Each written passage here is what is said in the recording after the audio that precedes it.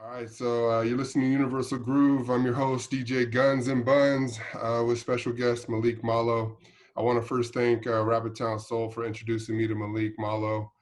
We do this as a team, so I appreciate his efforts and to get Malik on the channel and for this interview. And so thank you again. Welcome, Malik, for joining us here. I really appreciate you taking the time to sit down with me. Hey man, it's my pleasure. Thank you guys for reaching out. And yeah, it's good to be on here with you guys. Cool, man. And so the first thing I want to start off with is just where you're born. Where were you born, and what city were you raised in? Yeah, so I was born in Oxnard, California, and I was raised there till about 10 years old. And then after that, I was moved to Bakersfield, and that's where I spent like my teenage years, graduated high school, all that good stuff. So yeah, born in Oxnard, more or less raised in Bakersfield though. Yeah. Okay. And I've never been to Bakersfield. I've heard a lot of this. It can be rough in some areas. I mean, what was it like growing up in Bakersfield? And I'm pretty sure it was hot as well. I heard it's pretty hot in that area. Oh, very hot, man. Very hot. And then, I was a football player, and so I was playing football up until, even college. But yeah, even like the heat is just insane. It's unbearable, man. It gets triple digits. So imagine like trying to play sports in that, man. But I guess growing up in that at 10 years old onto as I got older, you get used to it in a certain way, but there's still those days, man, where it's just like, damn.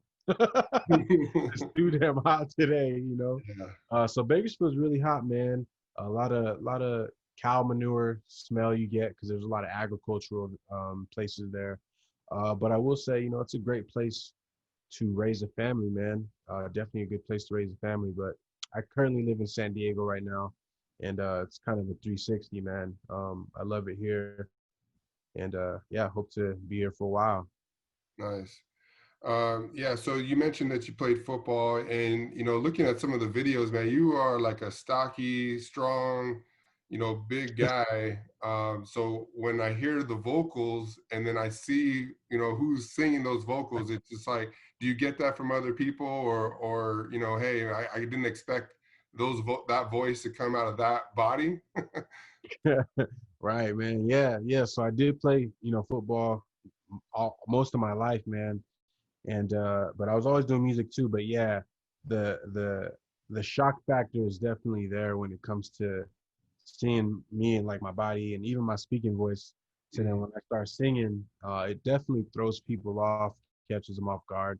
But yeah, it's definitely a cool dynamic to have, in my opinion. Yeah. Yeah, yeah. So what, just going back into the music, what sparked your interest, or what artists were you listening to when you were younger, growing up? Just what sparked the gift of singing, in you, or the music in you? What Yeah. group or what artist? Yeah, man. Well, what's crazy is my aunt, uh, when I was in Oxnard, my grandmother's house, it was a Spanish speaking home. And so I'm okay in Spanish. I can speak Spanish and like more understand it than speak it. But at 3 or 4 years old, my aunt walked in on me on the kitchen counter, and I had a little boombox with me, and she told me what I was doing is listening to a Vicente Fernandez song, Oh, wow. and there was a particular part. I think it was like at the end of the song where he's just belting out this note, and she told me that I would play it and then rewind it and then sing the note with him again over and over, and I repeat that. So I was like, what? I don't even remember doing that.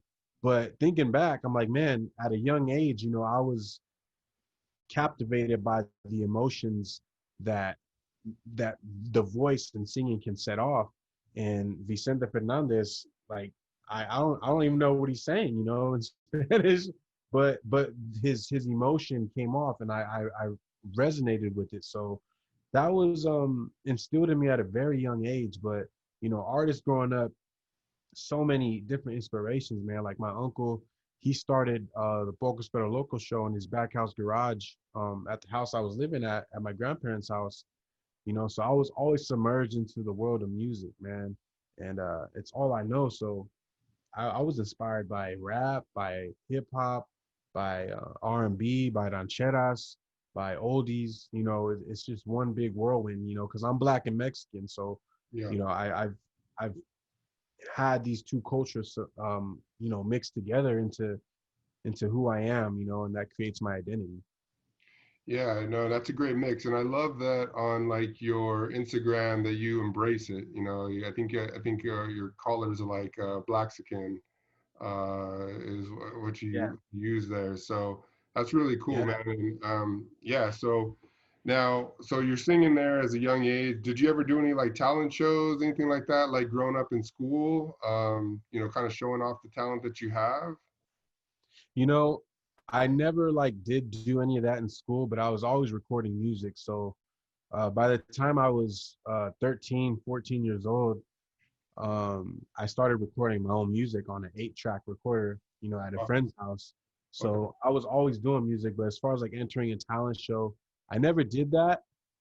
In high school, though, I did take a drama class, and there was times where we had to do musicals, and the drama teacher was like, I'm so like she was like, I'm so mad that you joined your senior year of high school. She's like, you should have been doing theater since you came to this first came to this school. So Wow. I guess I could have, you know, put myself in that position to do talent shows and drama class and all that stuff, but I was so wrapped into sports at that time, you know, with football and track, so I didn't do the extracurricular school stuff. But music, I'd always do like on my own time, you know, outside of school. So, with you know doing the football thing and being in high school, were Yeah. you that guy that's you know in the locker room singing and or not really? No, yeah, a lot of the my teammates, you know, knew that I was a singer and into music, and I even was rapping too at that time. So I was like rapping and singing. Okay. But you know, like every other 14-year-old back in 2000s, you know, they were trying to rap and everything. But you know, What's singing were singing is where my passion was. But yeah, my it was definitely known. You know, it was definitely known. what songs were you singing uh, at that time? I mean, I'm trying to get a I was, because I know you mentioned that you're 28 years old. I'm like, man, this guy's young, but I'm trying to think of that time. Like, what was really big at that time? What kind of songs were you singing in the locker room or you know on the Jay field? Jay Holiday, Usher, Okay. Chris Brown, Boys to Men, you know, Yeah. singing all the R&B artists, you know, around that time. Nice. And then so you said that you were doing some tracks with a friend. So does the friend, is he the one that says, "Hey, you know, I got this recording stuff," or you know, or you knew that he had it, or you had it? You know, what set that off right there for you guys to start recording?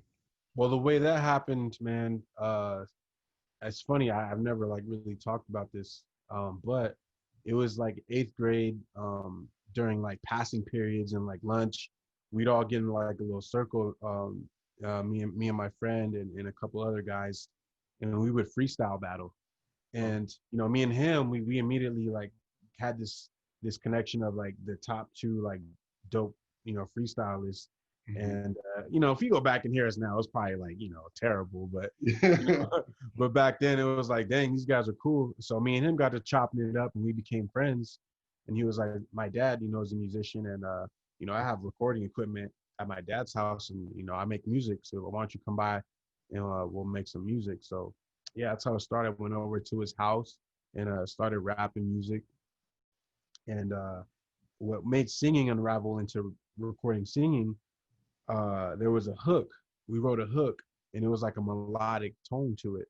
Okay. And he originally tried to do it, and we were both like, that kind of don't sound cool.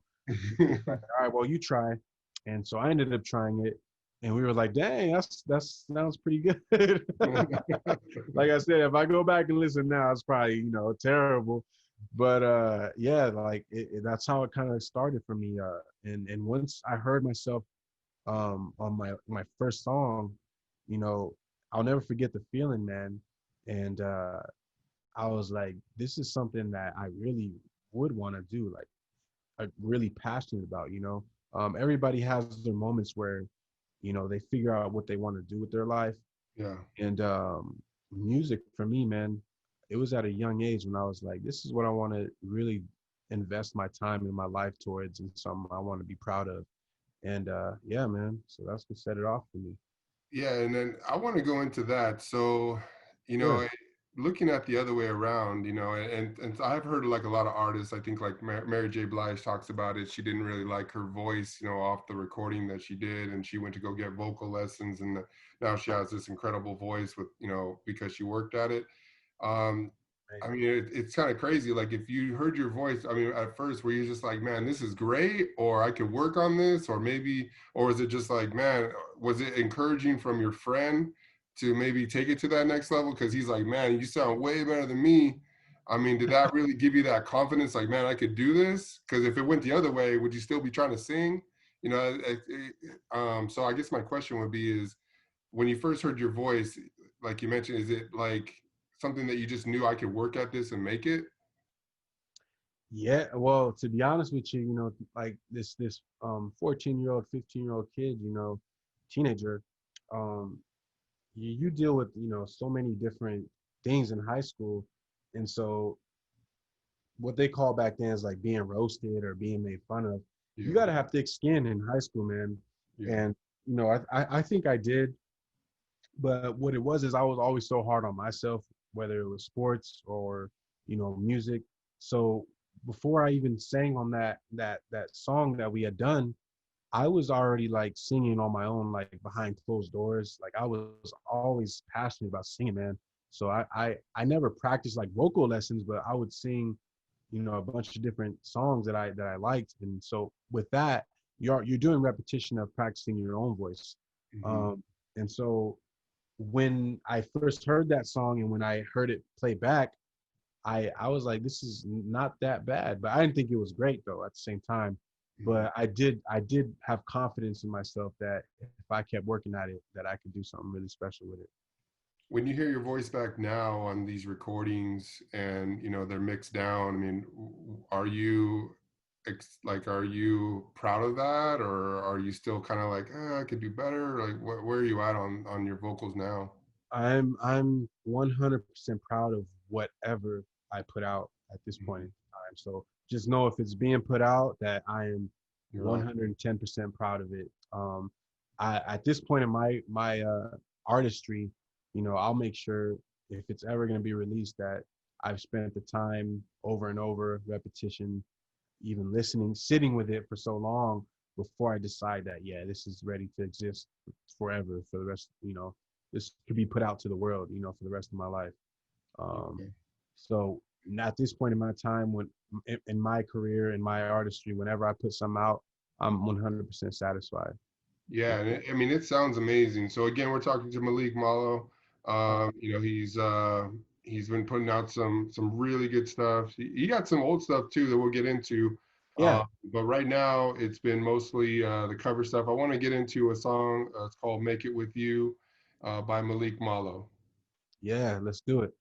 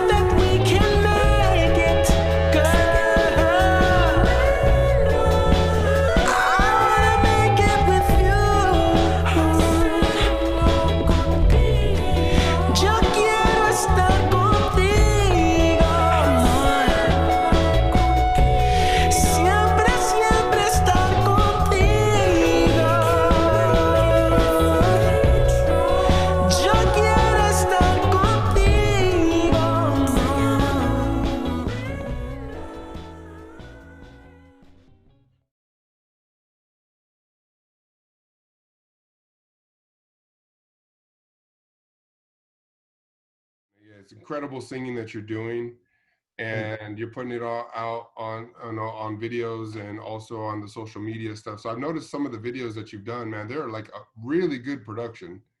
Who's working with you on the production and on some of these ideas for the songs that you're putting out?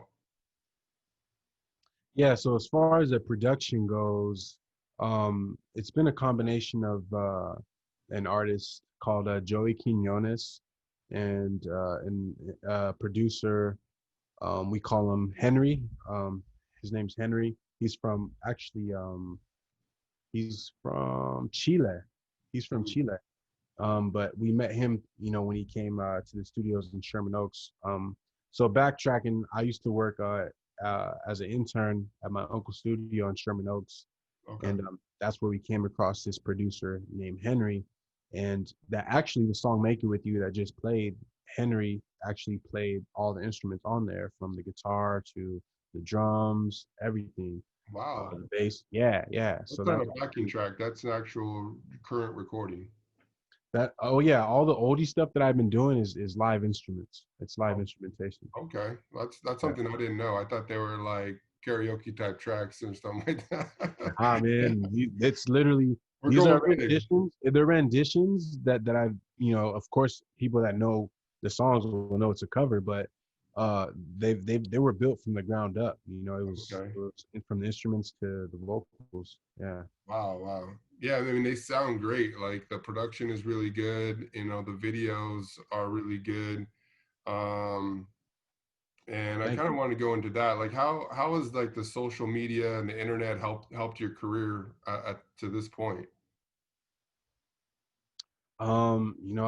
It's definitely helped in a positive way, because everybody's on social media now. So it's Mhm. a phenomenal way to advertise your music, and put your music out. And a day on the internet's like a year now. So it's like you got to keep up with the times and keep putting stuff out. And so, I try to, stay active with my content on social media, and keep trying to build, the following on there, because once you have that fan base existing online, it opens up a lot of doors, for other opportunities to open up. Right.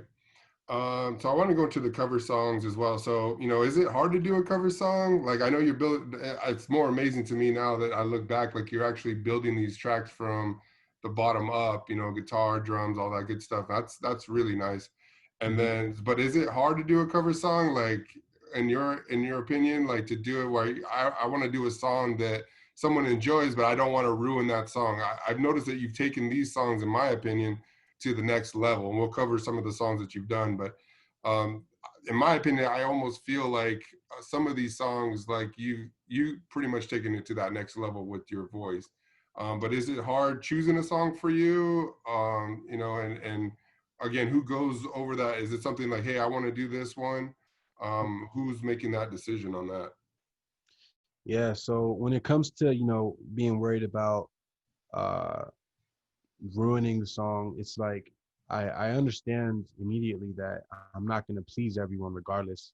I'm sure there's people that hear these covers, like right now that I've already put out, that aren't satisfied, and don't think it's good, or whatever their opinion is. I'm satisfied. Um, I'm super satisfied. Like we'll yeah, go into it, but like yeah, listening back to your songs, like I'm super satisfied with what I'm hearing. Like I want a copy of it, you know what I mean? And I'm pretty sure as it done, gets bro. I got going, you. it's gonna get bigger and bigger. But Thank yeah, you. so you put out what songs you're trying to cover, and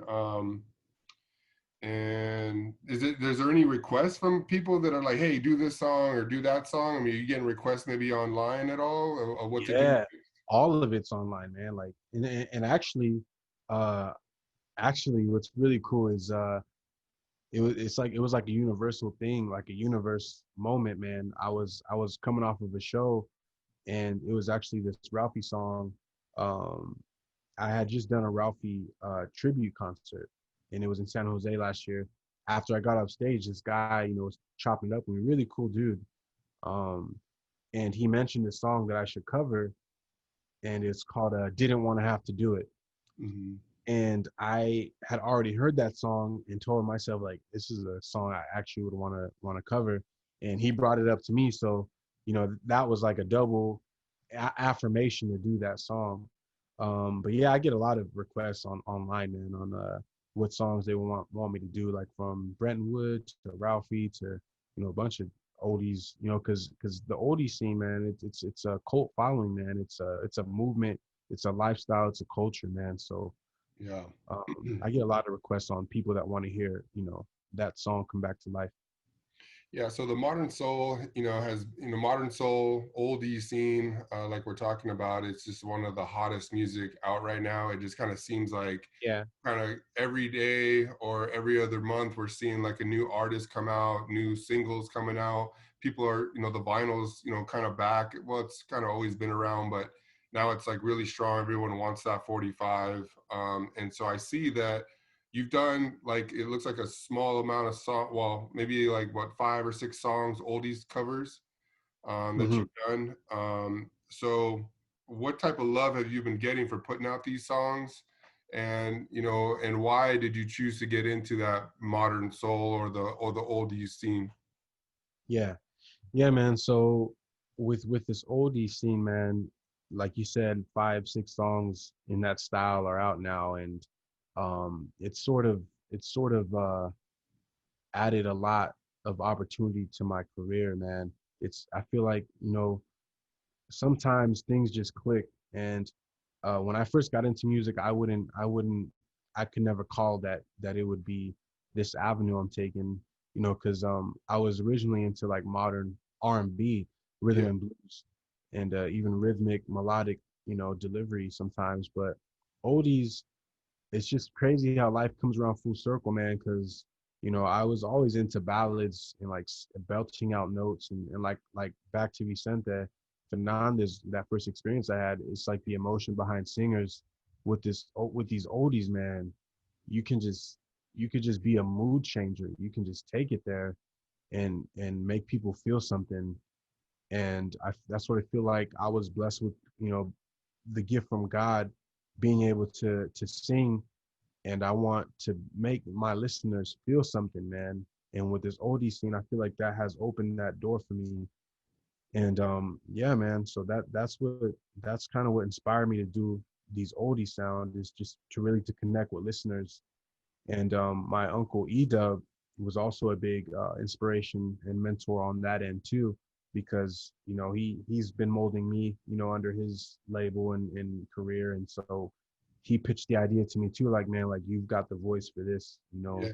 And once I started tapping into it, man, it was like falling in love all over again, with music overall, Yeah, and it's like I just think about just listening to you for the first time, and listening to some of the covers, and I've heard some of the R&B stuff that you do is really good as well, and I think that the oldies that you're covering are like classics, and I'm gonna go over those for with sure. you. So Yeah, yeah. so one of the first ones that I heard was "Where Will I Go" by is a brief encounter. Yes, it is. The Um, original writers of that. Yeah. which is an amazing song. Not everyone can pull off that song. I mean, the intro to that song is like just, it's classic. And then we Yeah. got Hello Stranger, which, I mean, come on, man. Nobody, no one wants to touch that song because it's a wonderful song. It's a classic. And it looks like you did like a duet on that Yeah. record, which was with is it Monica Roca who helped you do that one? Monica Rocha. Yeah, Monica Rocha. We did a duet. And yeah, man, you're right. It's like when we jump into these classic songs, man, Oh, you got to hit them. Like you can't mess gotta around. hit them. It's a risk factor. It's like Major you're either risk. gonna meet it or go above it, or you're gonna be down here with it and get, bad feedback. So it's definitely a risk factor, especially when people are so already bought into the original songs, Right. that the original versions, it's hard. It's like almost you have a lot to prove, if you're gonna do those kind of records, man. So it is a risk factor, but at the same time, like I said, when I put something out, I'm not gonna put out, in my opinion, like in my honest opinion, like a record that I don't think I did justice, Yeah. So that's an amazing duet, and I like the way that you guys did that. And then there's a video out for that as well. And then Yes. we have the Agony and Ecstasy by Smokey, which who covers Smokey? Like That nobody was covers and Smokey. that was 3 years ago. I made that 3 years Wow, ago. Yeah. So if you look at the date on that YouTube video, that's 2017. So that's like crazy. I have been doing covers like here and there like since I've been doing music, and that song was one of the first like covers I did. And what's cool about that song is the music was actually played a half step higher than the original. Oh wow. And so I'm actually going a little higher on the octave on the register of that Okay. song. So that's why it may sound even a little different, a little more Yeah. new. And I want to mention, I mentioned it to you the first time that we spoke. It's like if Right. that song, when I heard it, I was like, if Smokey walked out, if I went to a Smokey concert and I was sitting there and Smokey just comes out and just says, "Hey man, like I'm under the weather, I just can't do it, but Malik Malo's gonna, take my place."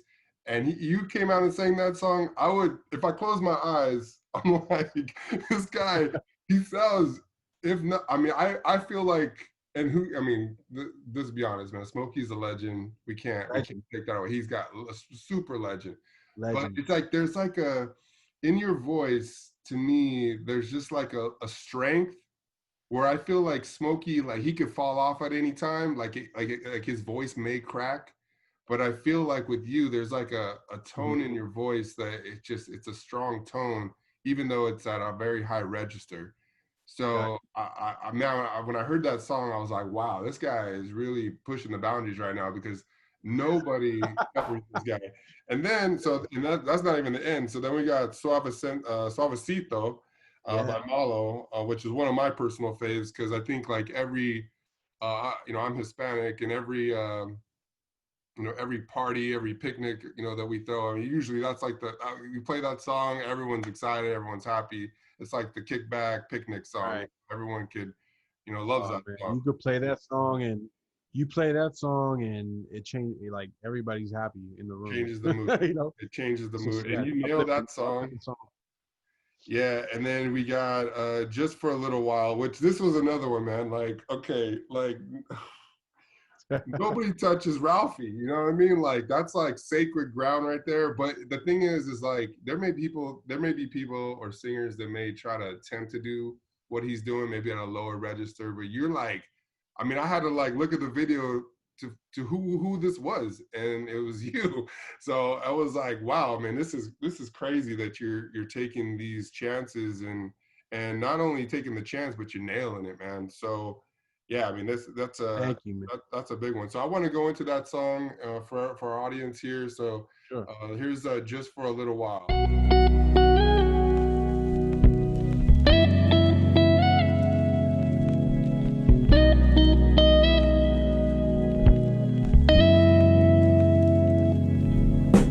Just for a little while. Just for a little while. I never thought that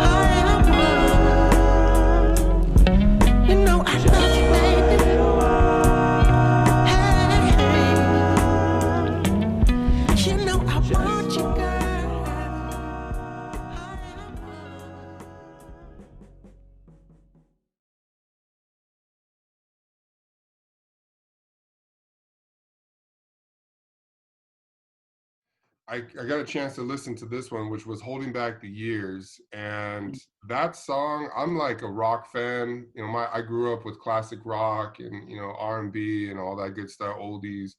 But that song is like a really cool song. And when I heard you sing that song, I was like, man, this is for real right here. Like, I already heard the oldies and I was like impressed. But then that one came on, I'm just like, my eyes were like, whoa, you know, and the way that you do it, and it's just very special. And I watched the video, and it looks like, is it your grandmother that is in the video, and there's clips of her? Yeah, man. That's my grandma, Althea, in the video, and she passed in April of this year, and January of this year, she had sent me that song, and I had no idea of that song. I'm 28 years old, so she exposed me to that song and wanted me to do it for her, to cover it. She sent me a message and was like, "You can learn this. Can you learn this song for me?" And I was like, "Of course." But I never got around to it. It was a shock, man, the way she suddenly passed in April. Mm.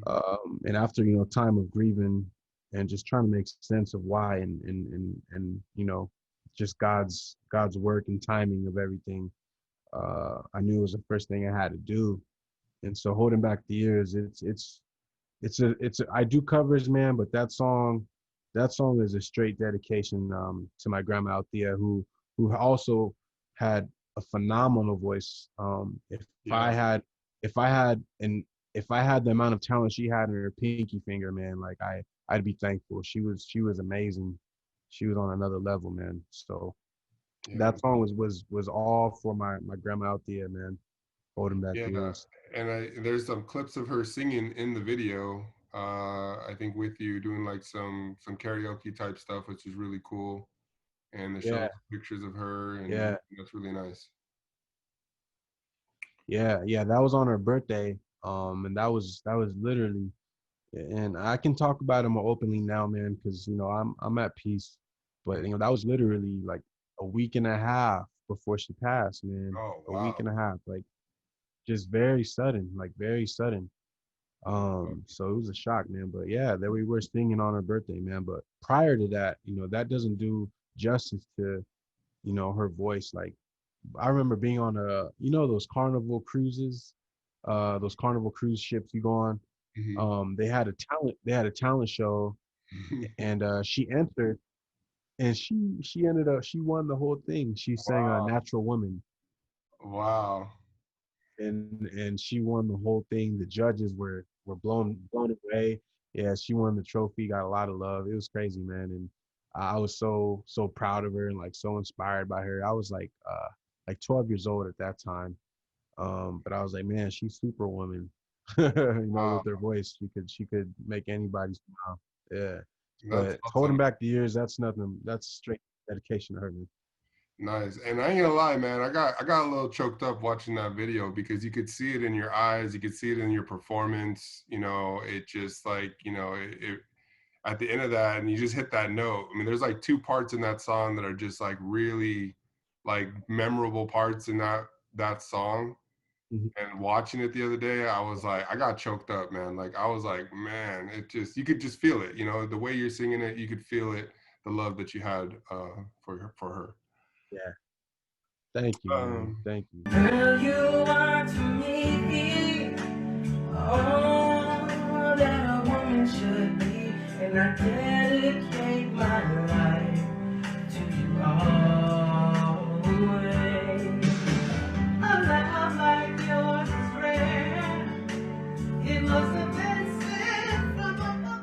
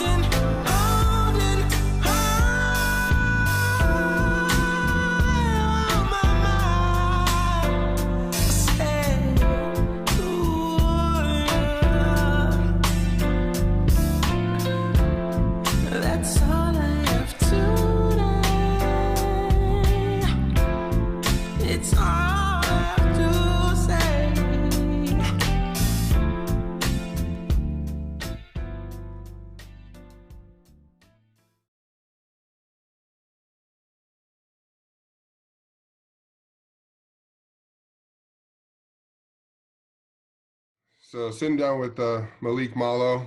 Again, you're listening to Universal Groove. Yeah. And I want to talk about, I've been seeing just again a lot of artists that are doing covers, and that's all really what they're doing. But looking into your catalog I found you on Spotify, and looking into that catalog, it looks like there was a really R&B is the big one, right? That's like the bread and butter. And how how have I guess what's your ultimate goal with doing the covers and now with the R&B? Is that something that you want to just stick with the covers, or you maybe look into that oldie sound, or are we going back to the R&B at one point? Yeah, so the oldies are in addition to my R&B style. So it's like just another avenue that's opened up for me. So I'm gonna be doing both, man. I'm gonna be doing continuing to do oldies. Like I love doing oldies, so that'll always be continuing. And then R&B, that'll always be there too, you know. So I'm gonna be doing both, man. I'm gonna be doing both. Any artists that you're looking forward to maybe working with on the R&B side? I know you had like the Malik and Friends on there, which is really cool. Like I like the way that you guys had that set up, and where they kind of like giving you a call. They're like, I'm landing right now. I'll meet up with you. That was pretty cool. Like on the artists that you're working with. Are you trying to do something again like that with the multiple artists coming in and joining you? That was a pretty on the whim exclusive little idea. I don't know that I'll be doing another one of those anytime soon. Hmm. But those relationships are definitely there. Those are all pioneers and artists that I was inspired by making my way as the new guy in the industry. So there could definitely be another project similar to that, but right now it's more just focused on the oldies music and putting out solo stuff right now. But collabing with artists, man, that's always going to be right there for sure. Yeah, and speaking with collaboration, so your backing band is the Illusions, is that correct? When you do these oldie covers? Well, they're not my backing band. I wouldn't say that. I have done shows with them. And Tony and I, we do communicate, when we can be playing together. But yeah, I wouldn't say we're like exclusive with each other. But he's a great guy. The band's really cool. And anytime we do get to perform, it's definitely a blessing. But yeah, that's a band I definitely work with, and I would love to continue to work with for sure. And so modern soul is again, it's kind of have that oldie feel. Or is that kind of how are you channeling some of your new stuff towards that? Just the modern soul, like your own personal music? Yeah. So like original stuff, a lot of that is written in the modern R&B, traditional R&B form. But at the same time, I'm definitely going to plan on doing some original songs, in the oldie style as well. Wow. Uh, yeah, for sure. Cause like you said, the oldies scene, man, I think it's making a comeback, and personally, like I said earlier, I just love the way you can set the feeling off of making that listener really feel what you're singing or what you're saying through oldies. So, you Yeah, know, it's definitely a form that I want to stick with, and we'll definitely do original style songs too as well. that's awesome. Now, most artists, they start off in the club, they're maybe singing from their bedroom or the shower, like myself. And and now your first show, or one of maybe your first shows at the Art Laboe show. And how did that come about? Man, that was another, just stars aligning, that was back in, man, it's crazy that I'm even Hmm. saying this, but it was 2015, man. Wow. Yeah, that was 5 years ago, bro. And that was one of my first shows, but it was like one of my biggest shows too that I got to be a part of. So the reason I got caught up in that is because I had written this song called "I Want That Old Thing Back" with David Salas, and when it got before it even got put out, Baby Bash came by the studio Hmm. and got to hear the record, and his response was, he really loved it so much that he wanted it to be his song. So he ended up writing a verse to it, and became a part of that song. And from the time of when we made it to the Art Laboe show coming up, it was just worked out where he invited me to perform that song on him with his set at the Art Laboe show. And yeah, that was a surreal experience, man. It was in front of like 5,000 people, man. It was a crazy crowd.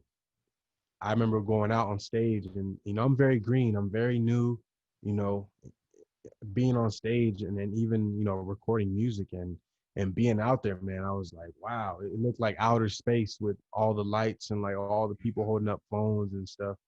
And it was definitely a moment for sure in my career that I'll always cherish, because it was like the first. Yeah. And what was it like driving there, man? Were you just like super nervous? What kind of reacted? What kind of a performer are you? We barfing in the back? We dry heaving? What do we what is that feeling? Driving to the place, and you're about to come on. What feeling is going through your body right there?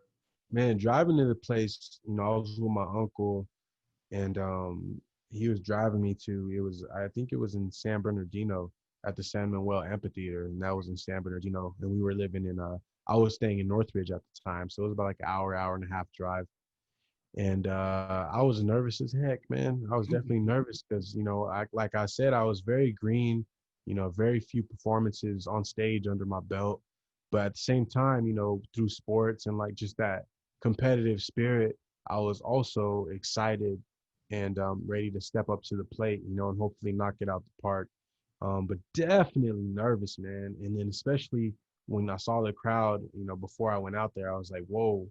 Yeah. But at some point, I just kind of embraced it, man, and just went out there and went blank and just let the emotions take over. I stopped thinking and just started singing. Yeah. And now afterwards, after you get off stage, and a couple questions here for that. Like, so getting off Sure. stage, being with your family, what is that like? I mean, that's like, Art Laboe, you're in that, the soul R&B oldie scene. I mean, that's the top, right? I mean, it doesn't get any bigger than that. I mean, I think for any artist that's in That's, R&B or soul, I mean, the Art Laboe show, that's like the Woodstock for any rock band, you know what I mean? So, what was it like after you get off the stage? Or what was your family's reaction, friends, what was their reaction to it? yeah, it was all smiles, man. It was all smiles, and you bring up these questions, it's like flashbacks, because I'm glad we're having this conversation, because I haven't sat back and thought about it for a long time. But I'll never forget, man. It was definitely a great moment. All smiles, hugs, being embraced. And even Frankie J was backstage, and he became a mentor even to this day. We communicate, but he was one of the ones that even congratulated me right after, like, good job, man, and cheering me on and rooting for me. And as far as my family goes, like, my parents were in the crowd. They heard I was coming. They drove down from Bakersfield, and were there in support. And by the time I could even look at my phone, my mom was already posting videos on her Instagram of me on stage. So everybody was super proud, man. And it was definitely a reminder, just all in all, man, that I can do this. And I have a lot of support behind my back that are ready to root for me. So it was a very encouraging moment, man, overall. Yeah, no, I mean, I can even imagine. I mean, I walking backstage and you're seeing some of the artists that you're rubbing elbows with these people, man. They've been in the business. Most of the artists that he has on that stage, they've been there, done that. They are not green, right? They got the fans. Was there anybody that you seen that you just like got like starstruck by backstage? Um, I would have to say the first time I met Baby Bash and the first Hmm. time I met Frankie J, it was definitely like starstruck feeling, because I was you know in my teenage years, in high school and junior high, listening to their music and like singing along with their songs, and Yeah. party going to little teenage parties and dancing to Baby I'm Back and Sugar Sugar and, all of Baby Bash's hits and then Frankie J. So, I was definitely starstruck when I met them, man, just because of what they did for me, as a youngin, and now here I am, being able to be backstage with them. Just feel blessed overall, man, and uh, I pay all my homage, to them because they came before me, and I try to soak as much game as I can with them, because they've had success, and it's just been a blessing to be able to be submerged in that world, man. It's just a blessing, man.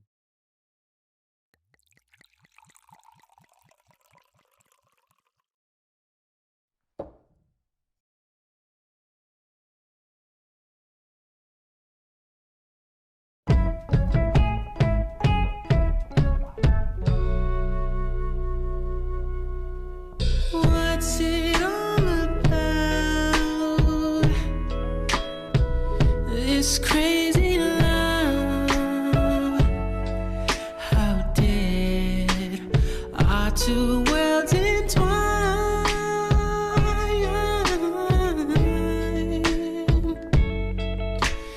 How do I fit in to your life? How did you get into mine?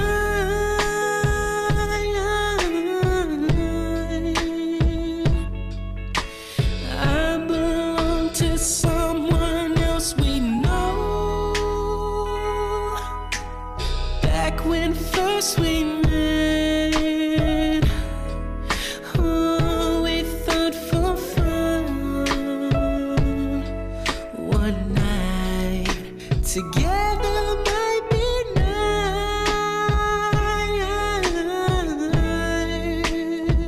Oh, but fun turned into love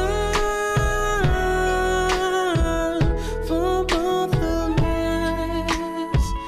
So now we pay forbidden lovers' price.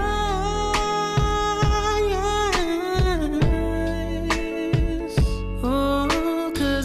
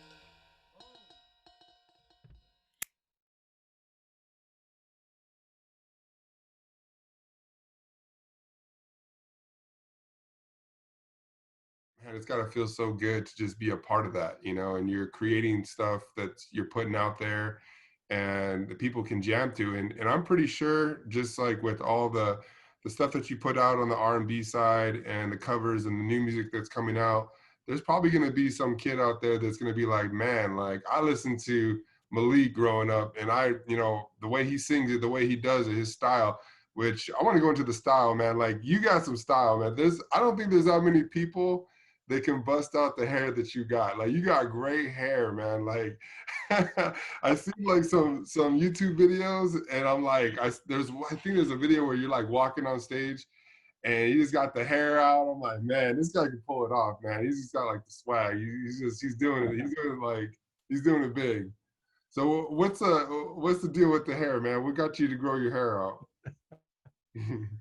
Man, well, if you look, I mean, for the people that have been following, you know, me on social media and stuff, I started growing my hair out back in 2015, but it wasn't the sides, it was just the top. Mm-hmm. And you know, I rocked that look of having my hair, you know, long on the top for a few years. And then, you know, I just got the urge of like, man, it was a personal thing where I was like, I just want to grow all of it out. You know, I don't want to keep cutting this and this keeps getting long. So most recently, I grew my sides out probably about 2 years ago now. I've had it this long everywhere. But yeah, it was just more of a personal decision, man. You know how you go through life in stages, and I was like, you know, I'm gonna just let this hair grow out, man. I'm tired of getting haircuts. Yeah, it works for you because, you know, to be honest, like if I didn't know who you were and I seen you walk out on stage, like I just was at like an Art Laboe concert or some type of concert, I see you, I would remember you. Like I would remember the hair, the way Wow. you know, doing your thing. I would remember that. So that's awesome that you got that going. Yeah, it's funny, man. I don't think about that. You know, I don't think about like my look as far as like how people are gonna take it. You know, like I said, I grew my hair out because it was just a personal choice, and you know that's cool that you say that. You know, because you know you said like the hair would make you identify. You know, remember me. So I mean that's a cool thing. Yeah, and I always think that about artists. Like there's some artists out there. I won't say names, but there's some artists out there that like I've always been a person that, you know, growing up, I was always into like the rock stuff. And, you know, that band or that group, like they had a style, you know, they had like a theme or something. And so I think that's really big in artists. Like when I hold your CD or I'm holding your album, I want to see like someone that I can't be, but someone that I would want to like hang out with and be, you know, be like, you know what I mean? I think that's big in music, to complement the music. And then also too, like I think like your style, and then when I listen to the music back, like holding back the years, you had like the fedora, you got the nice, you know, shirt and suit on. It just, if I close my eyes and I see that style, it just works with like the song, the music, like it all hits. So I think that's a big thing for me as a you know a viewer or someone that's into the music, that the artist has that type of swag, and I think that's a big thing. And I don't, any artist that doesn't have that, I just can't buy into. But I feel like with the hair, with the wardrobe, the videos that you're putting out, the style that you're putting out, it's like a boss player type, Biggie type thing going on right there, and I like that. Like I like having a visual go along with the good music.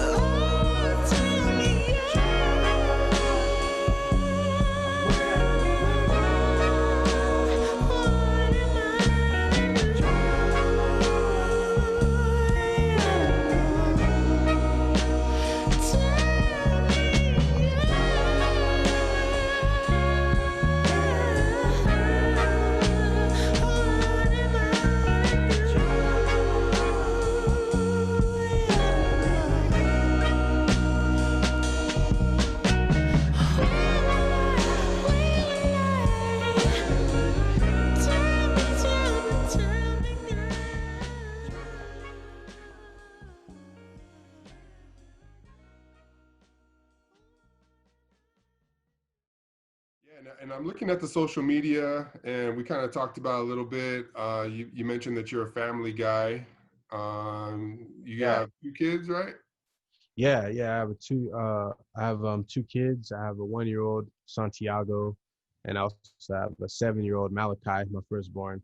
And yeah, that's my life, man. It's family, music, and football, and that's pretty much it. Those are 3 words that will describe me as a person for sure. Nice. And how is it balancing? Like, are they kind of, do they get what's going on as far as like the singing career? Like, are they singing along with you, or do you sing with them? You know? It's funny, man. Yeah, like my 7 year old Malachi, he definitely knows, that his dad's a singer. He'll tell people that, his dad sings, and it warms my heart, man, to hear him say all that. Uh, and then my 1 year old, whenever he hears like my song come on or a video, he'll run to the TV or to the phone and like watch watch me on the phone or the TV, and so he knows, that that's his dad, and man, that's one of the best feelings right there, man. And if I can let them know, that they can pursue whatever that they believe in or have a passion for, then I think I've done my job as a parent. Yeah. No, that's awesome, man. And that kind of like for me, for myself, that my father playing like records for me when I was a kid, driving around, listening to like some of the stuff that he would listen to. That's what really got me into where I'm at today with the music and following, artists and stuff like that. So I think that's huge that your kids can really appreciate what you do, because I appreciate my father, kind of playing that music for me and hearing how it affected his life. And, it was really cool. That's a really cool thing to have with your children. And then some of the Yeah, last questions here, man. So again, went sure. on Instagram, and then I see that you're surfing, man. Is this it's a hobby that you've been doing? What's going on with the surfing? Can you tell us what's happening there? Of course, man. Yeah, surfing is something I took up, in the midst of COVID, having all this extra time on my hands. And like I said earlier, I live in San Diego, and going to the beach, I'd always see the surfers out there. And I was like, man, I want to surf. I just put it out there, but I didn't really get into it, but it was cool.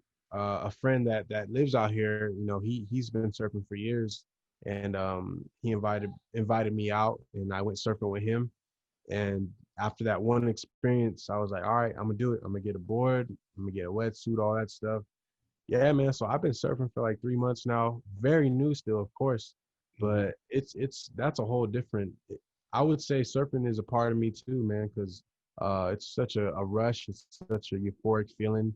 When a wave carries you, Yeah. you're one with nature. You're one with waves, and I think you're one with God. Because Yeah. that's his masterpiece. In my opinion. Yeah, man. No, I agree, man. That's really cool that you're doing that, man. And I want to again thank you for the time and sitting down with us, Universal Groove. DJ Guns and Buns right here. When we Yeah. put this together, man. And I really thank you for taking the time, Malik, man. And I really enjoy the music, man. I'm not just saying this. I really feel like you're on the right path. And just the music really speaks for itself, to be honest. I mean, it takes me to the next level, and I'm pretty sure anybody that comes around your music's gonna see and hear that you're in line, bro. Like you're for sure gonna be there, man. So I look forward to seeing stuff that you put out. And again, if you could let everybody know where to find your music, um, go ahead, man. Yeah. Hey, well, thank you so much, first and foremost. I appreciate you for inviting me onto you guys' show. And yeah, thank you for all the love. I'm gonna keep doing what I do as an artist and keep grinding, man. That's all I can do. But yeah, you can find me at malikmalo.com, Instagram at the Malik Malo. And yeah, so here's my latest CD you can get. I don't know if the camera can pick it up. It's Malik Malo Soul Sessions Volume 1. That's the latest CD out right now that you can buy right now at malikmalo.com. But like I said earlier, new CD and vinyl for the first time. So excited for it. It's coming out October next month. Um, Ralphie Pagan tribute EP, man. That's what I'm promoting right now. I'm excited to put out there for you guys. So Yeah, yeah, pleasure I'm being on super here. excited for that one, man. That's gonna be great. How many copies? Do you know how many copies they're gonna make of that? Because I'm pretty sure it's gonna go really quick. Do you Yeah, know? so right now I think there's about 700 copies being made of the CD and then 300 of the vinyl. And that's what I think when I was looking over emails. Don't quote me on that because I'm not 100% sure. I think that's what I saw. But yeah, it's not a big, like a huge mass order. But I do believe it will go fast, man. So hopefully you guys can get your hands on it.